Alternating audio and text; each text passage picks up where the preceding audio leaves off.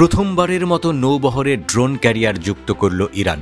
নৌ সক্ষমতাকে আরও শক্তিশালী করতে আইআরজিসির নৌবহরে সংযুক্ত করা হয়েছে শহীদ বাগেরি নামের ড্রোন ক্যারিয়ারটি। নতুন এই ড্রোন ক্যারিয়ারটি মূলত একটি বাণিজ্যিক কন্টেইনার ক্যারিয়ার ছিল। পরে একে একটি মোবাইল নৌ প্ল্যাটফর্মে রূপান্তর করা হয়েছে, যা ড্রোন ও হেলিকপ্টারের উৎক্ষেপণে সক্ষম।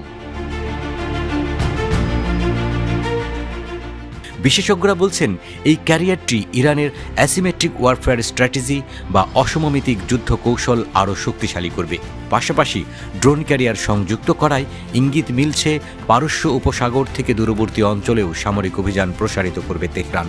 তবে আক্রমণাত্মক এবং প্রতিরক্ষামূলক দিক থেকে এই ক্যারিয়ারের কার্যকারিতা সীমিত। ওয়াশিংটন ইনস্টিটিউটের ইরানি নৌবাহিনী বিশেষজ্ঞ ফারজিন নাদিমি বলেন, এটি ক্ষমতা প্রদর্শনের জন্য একটি কার্যকরী হাতিয়ার হতে পারে এবং জলদস্যু দমন ও সামুদ্রিক নিরাপত্তা মিশনের জন্য সহায়ক হতে পারে। ইরানের সমুদ্র সীমা সম্প্রসারিত করবে এবং নজরদারি ড্রোন ও হেলিকপ্টার পরিচালনার সুযোগ তৈরি করবে এই ক্যারিয়ার। তাছাড়া যদি এটি সঠিক প্রযুক্তি দিয়ে সজ্জিত হয়, তবে এটি মাইন ক্লিয়ারিং অপারেশন পরিচালনায়ও সহায়তা করতে পারে।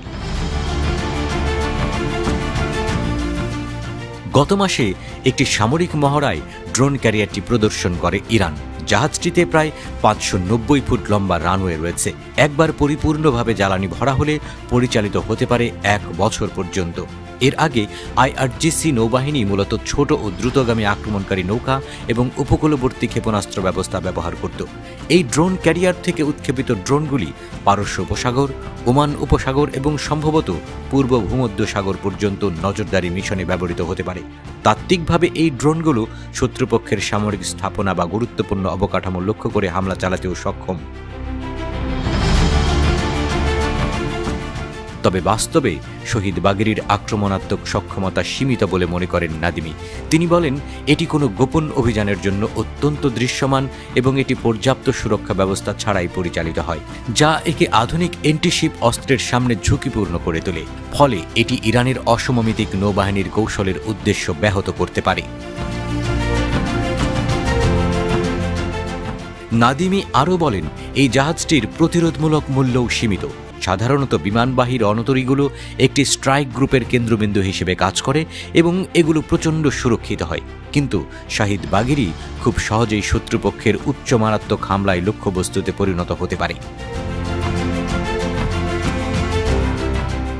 তিনি যোগ করেন, এই জাহাজকে ঝুঁকির বাইরে রাখতে আইআরজিসি সম্ভবত তাদের নতুন ক্ষেপণাস্ত্র করভেট যুদ্ধজাহাজকে এটি রক্ষা করার জন্য নিয়োজিত করবে।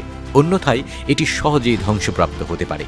আন্তর্জাতিক নিরাপত্তা গবেষণা সংস্থা সিকিউরিটি ভেরোনার ইরান বিশেষজ্ঞ শাহিন মোদাররেস বলেন, এই ক্যারিয়ার ফাঁকি দিতে পারে না নজরদারি রাডার, আর এই সীমাবদ্ধতায় এটিকে একটি কার্যকর প্রতিরোধমূলক হাতিয়ার হিসেবে গড়ে তুলতে বাধা দেবে।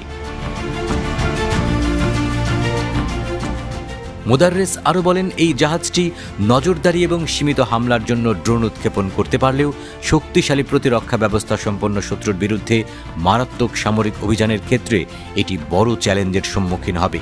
তিনি বলেন, দূরপাল্লার ড্রোন হামলার জন্য এমন রুট নির্বাচন করতে হবে যাতে এগুলো প্রতিপক্ষের নজরে না আসে, যা কার্যক্ষমতাকে সীমিত করবে। পারস্য উপসাগরে ইরানের উপকূলবর্তী প্রতিরক্ষা ব্যবস্থা এবং নৌবাহিনী কিছুটা সুরক্ষা দিতে পারে, তবে পূর্ব ভূমধ্য সাগরের মতো উচ্চ ঝুঁকিপূর্ণ পরিবেশে এই জাহাজের টিকে থাকার সম্ভাবনা অত্যন্ত কম। ইসরায়েলি বিমান ও নৌবাহিনী সহজেই এটিকে শনাক্ত ও ধ্বংস করতে পারবে। ইরান ইতিপূর্বে হিজবুল্লাহ ও হুথিদের মাধ্যমে ড্রোন হামলা চালিয়েছে, কিন্তু শহীদ বাগেরি এই কৌশলে বড় পরিবর্তন আনবে না বলে মনে করেন বিশেষজ্ঞরা। কারণ এই জাহাজ থেকে উৎক্ষেপিত ড্রোনগুলি ইসরায়েলের আয়রন ডোম, ডেভিড স্লিং এবং অ্যারো ক্ষেপণাস্ত্র প্রতিরক্ষা ব্যবস্থার মাধ্যমে সহজেই আটকানো যেতে পারে। তবে এই ড্রোন ক্যারিয়ার ব্যবহার করে ইরান আন্তর্জাতিক জলসীমা ও কৌশলগত গুরুত্বপূর্ণ পথগুলোর উপর আরও নিবিড় নজরদারি চালাতে পারবে, এমনটাই বলছেন বিশ্লেষকরা।